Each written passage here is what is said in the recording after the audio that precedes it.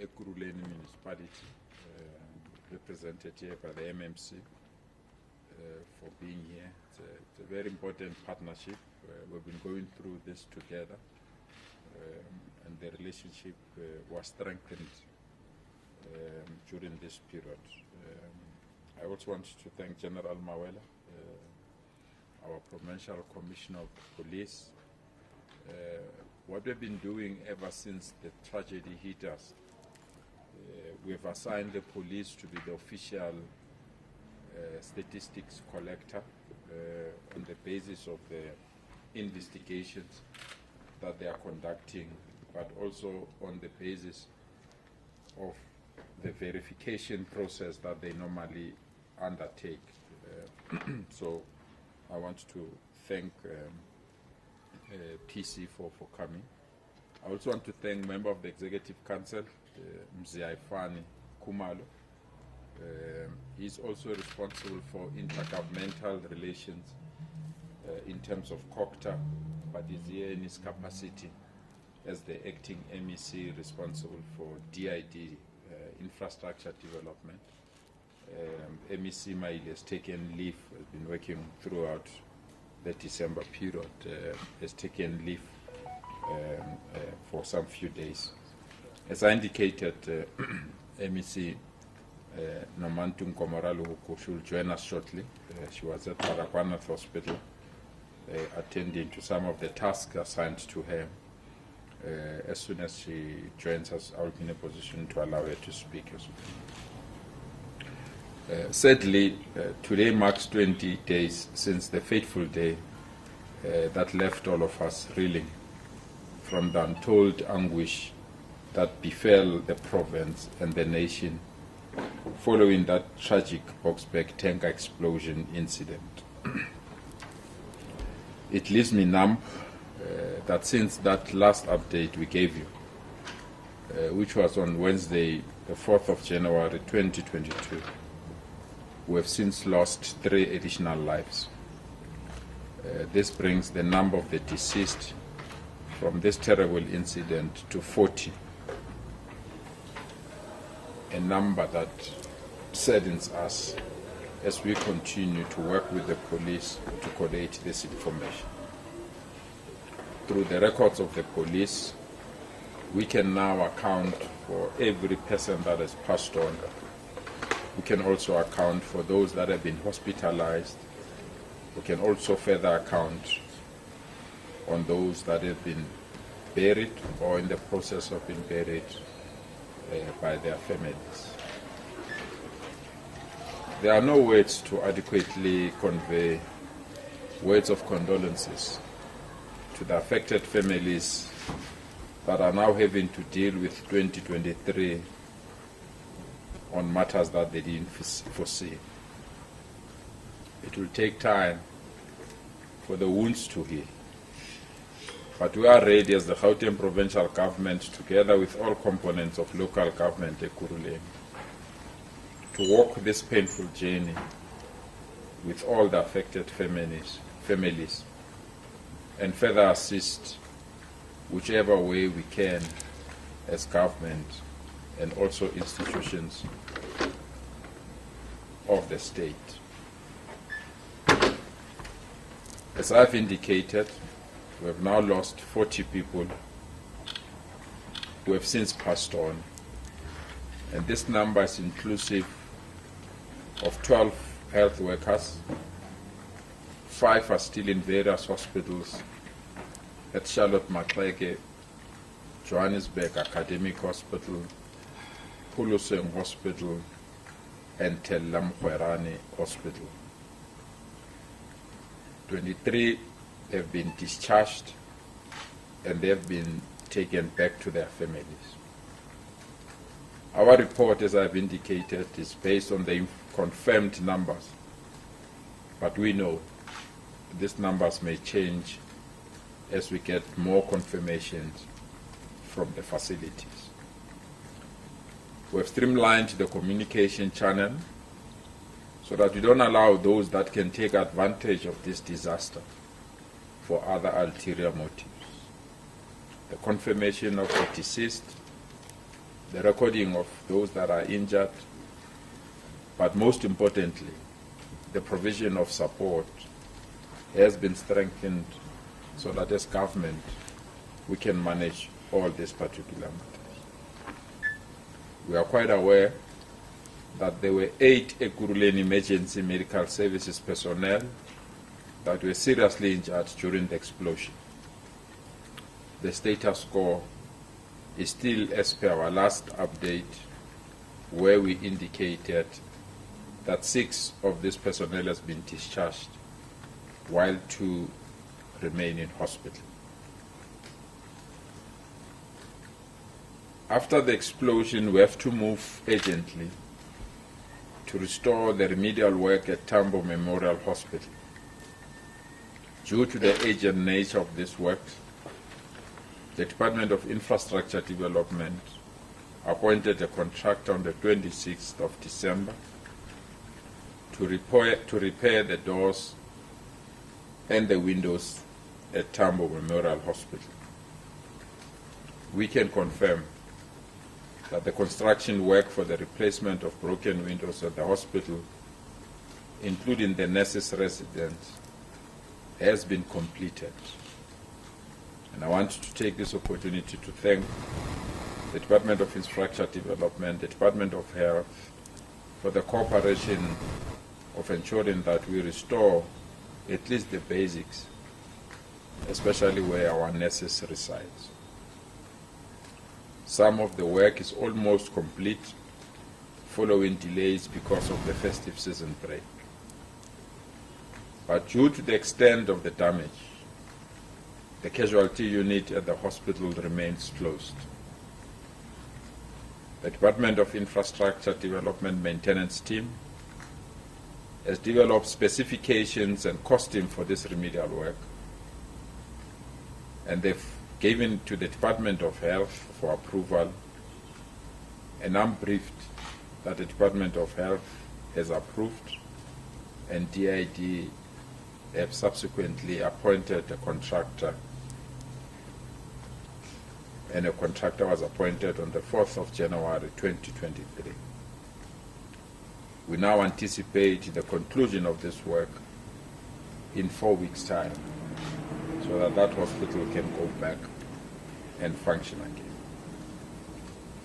As the provincial government, we continue to stand with the many families whose lives have been changed forever by this tragic incident.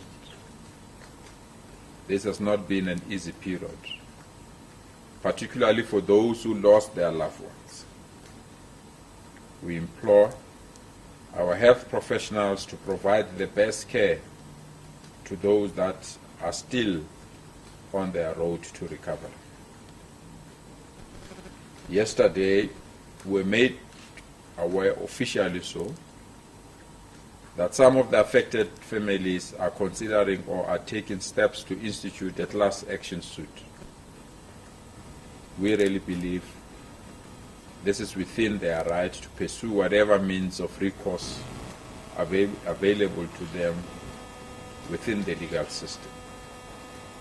This, however, does not mean that government must not pursue the matter to its logical conclusion, and we thought this briefing will be a tool to give an update to affected families, affected communities, affected institutions, so that all these stakeholders can be assured that as government we have not abandoned our mission to protect, care, and give them the necessary support.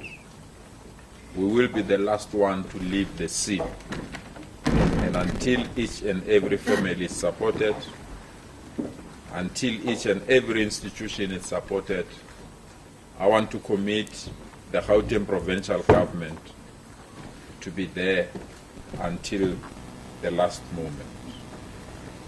The end of this tragedy, that is the Boksburg tanker explosion, cannot be undermined. This is a serious disaster that has hit our province.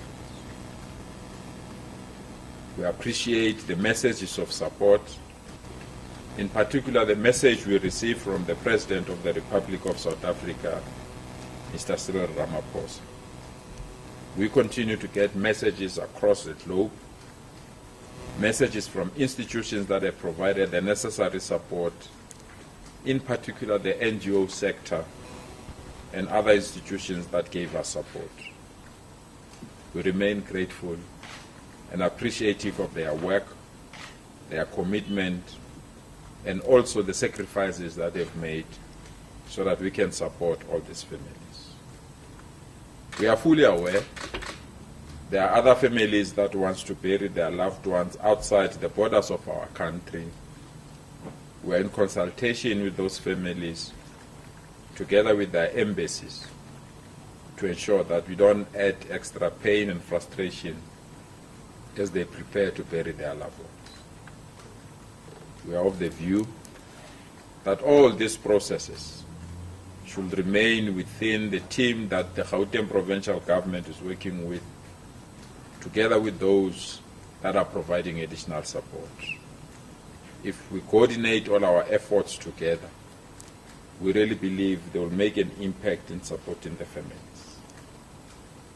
I had a difficult task, extremely difficult task, of visiting each and every family that had a family member passing on. It was an extremely difficult moment. We still don't have answers of what happened. We remain hopeful that the investigations led by our police force will assist us to reach at a final conclusion on this matter, so that we can go back to these families and explain what happened. The provincial government will continue to provide support to the affected families in the form of trauma, debriefing services, and many psychosocial work that we can provide to the families.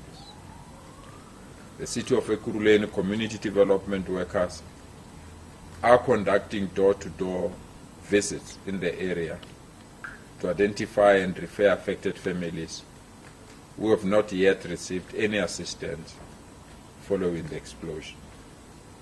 We remain solid as a Gauteng government to give a helping hand, to work together with the Ekurhuleni municipality so that all families can feel our support, our care, and where possible, our comfort. We will not retreat from the scene. We will not close this chapter until those that are affected are satisfied that we can close this chapter. Thank you so much. Thank you.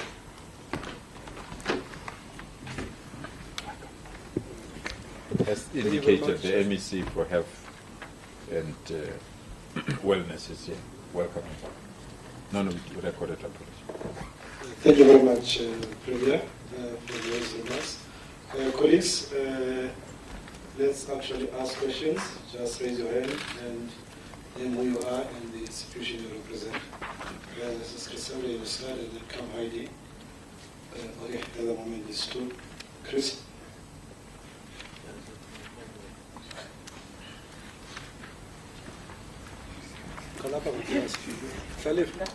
Oh, sorry.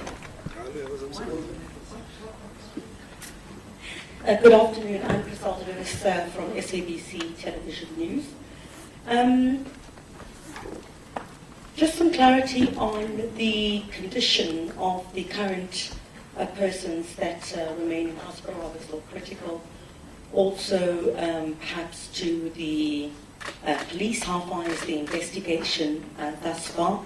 What we since heard was that the driver of the tanker, the charges against him have been provisionally withdrawn. And Premier, I hear you say that it's been 20 days since this tragic incident. I think at this point, from what we've heard over the festive season, was that the condition of those involved in this tragedy was very severe. We don't want to be unoptimistic in saying that the death toll is expected to rise. We don't know what will happen. But how do you assure these families that justice in this particular aspect will prevail? And I ask you this because you have been working in conjunction with the police, and you say you're hoping that the investigations that they will conduct will yield the necessary results. Thank you. Thank you very much, Chris. Just pause it.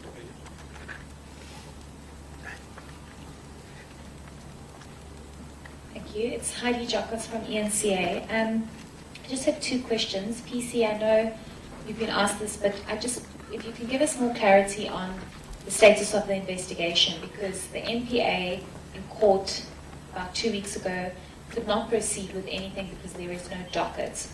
So why is there no docket, and what charges, if at all, does the driver face? And will you be adding more charges? What is the status around that? And then NEC for Help. I just want to get clarity on, the Premier briefly touched on it, but in terms of the status of the refurbishment of the hospital. Also, we've been receiving a lot of reports from healthcare workers that they are really not coping.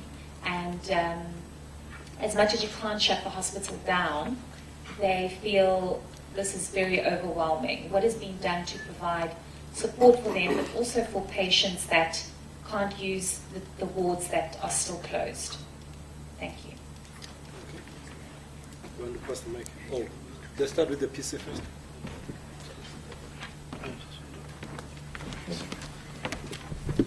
That's me.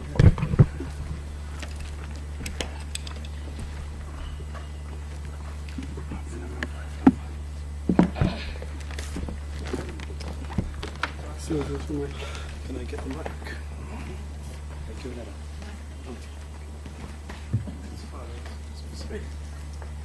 That's all it is.